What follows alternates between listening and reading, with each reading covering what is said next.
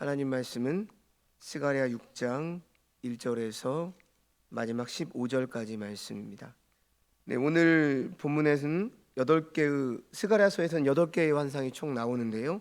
오늘 본문의 환상은 마지막 환상입니다. 그러니까 1절에서 8절은 네 병거 환상인데요. 8개 환상의 마지막 환상이죠. 먼저 1절을 보시면 스가랴가 2개의 구리산에서 4개의 병거, 즉 전차가 나오는 장면을 보게 됩니다. 병거는 전쟁을 위해서 준비된 것이거나 하나님의 뜻을 신속히 이루기 위해서 예비된 것이다, 이렇게 볼 수가 있는데요. 성경에서 산은 종종 하나님의 임재나 신성한 공간을 상징합니다. 그리고 구리라고 하는 것은 심판을 의미하죠. 따라서 두 구리산의 사이에서 병거가 나왔다라고 하는 것은 하나님의 심판과 통치가 온 세상에 임할 것을 상징적으로 보여주고 있습니다. 2절과 3절을 보시면요, 첫째 병거는 붉은 말들이, 둘째 병거는 검은 말들이, 셋째 병거는 흰 말들이, 넷째 병거는 어룽지고 건장한 말들이 각 병거를 메었다, 이렇게 말씀을 하고 있죠. 그래서 계속 이어지는 4절과 5절을 보니까 스가랴가 이렇게 물어요. 이것들이 무엇이냐? 이렇게 천사에게 물어보니까 천사가 대답을 하죠. 이는 하늘의 내 바람인데 온 세상에 주 앞에 서 있다가 나가는 것이다, 이렇게 말을 합니다. 이 병거들이 바람인데요, 바람은 성경에서 영을 의미하죠. 곧 천사들을 가리킨다라고 볼 수가 있습니다. 그러니까 지금 내 바람, 동서남북으로 하나님의 천사들이 지금 간다는 얘기죠. 그래서 6절과 7절 말씀을 보니까 하나님의 명령을 받은 이 병거들은 검은 말은 북쪽, 즉 바벨론으로 가고 흰 말은 그 뒤를 따르고요, 어룽진, 즉 얼룩색 말은 남쪽 땅 애굽으로 가고 있고, 건장한 말은 나가서 땅에 두루 다닌다, 이렇게 말씀을 하고 있습니다.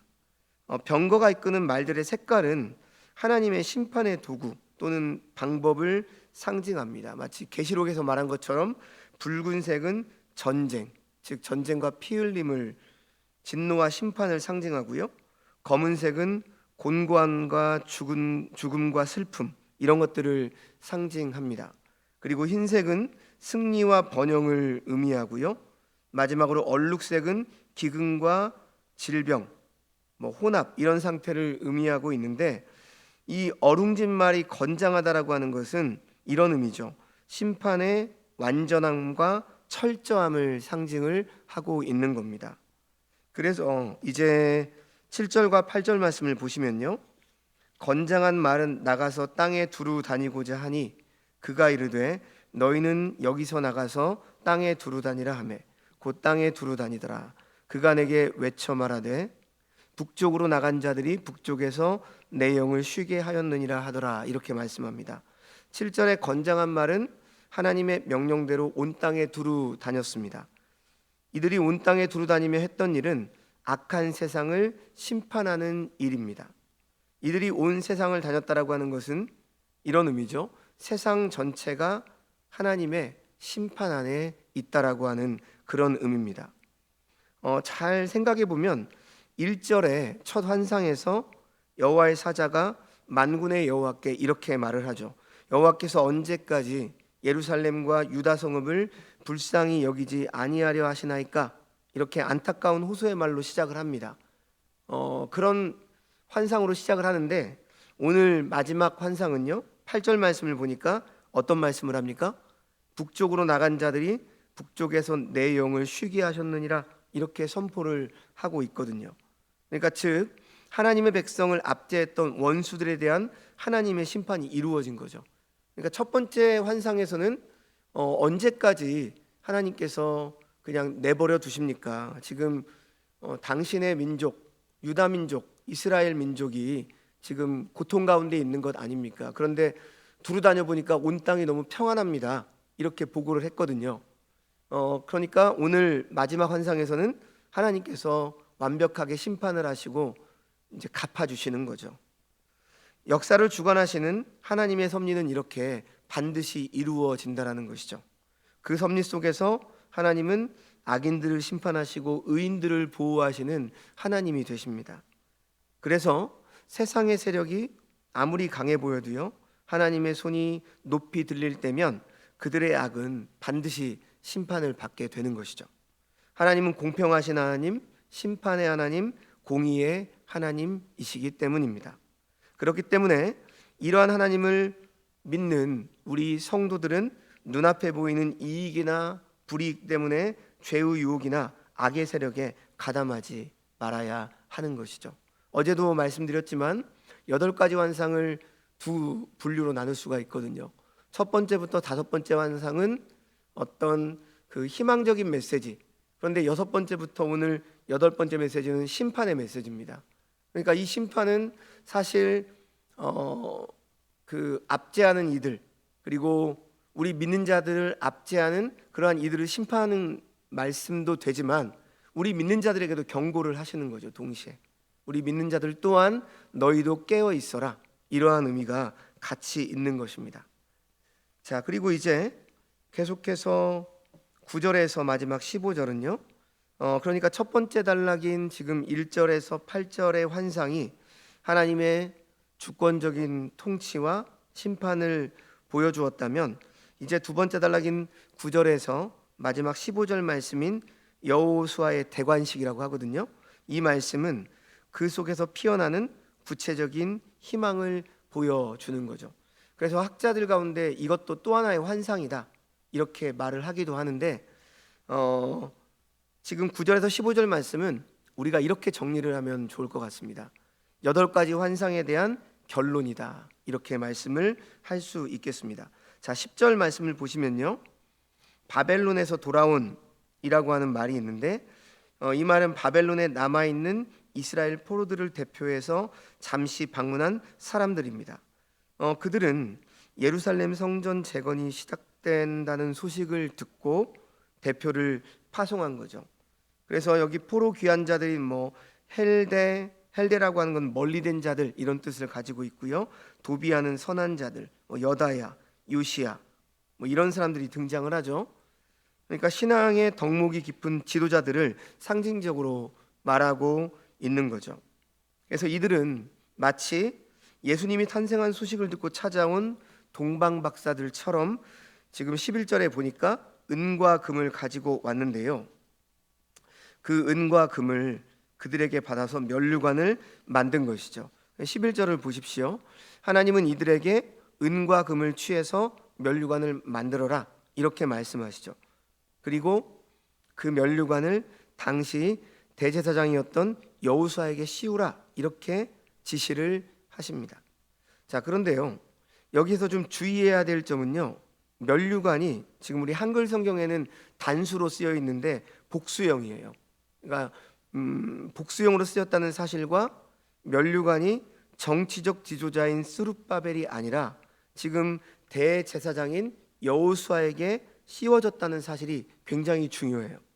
자, 먼저 여호수아에게 씌울 면류관은 단순히 인간의 제사장인 개인의 영광을 위한 면류관이 아닙니다. 그러니까 그리스도의 예표로 받은 면류관입니다. 그런 의미에서 여호수아는 역대 다른 제사장들과 근본적으로 달랐습니다. 즉, 지금 본문에 나오는 여호수아는 그리스도의 왕권과 대제사장직을 동시에 예표하는 인물인 거죠. 그렇기 때문에 창세기의 멜기세덱과 같이 왕권과 대제사장을 동시에 지녔음을 보여주는 이중 왕관입니다. 그러니까 창세기에 나온 멜기세덱이 누구를 의미하죠?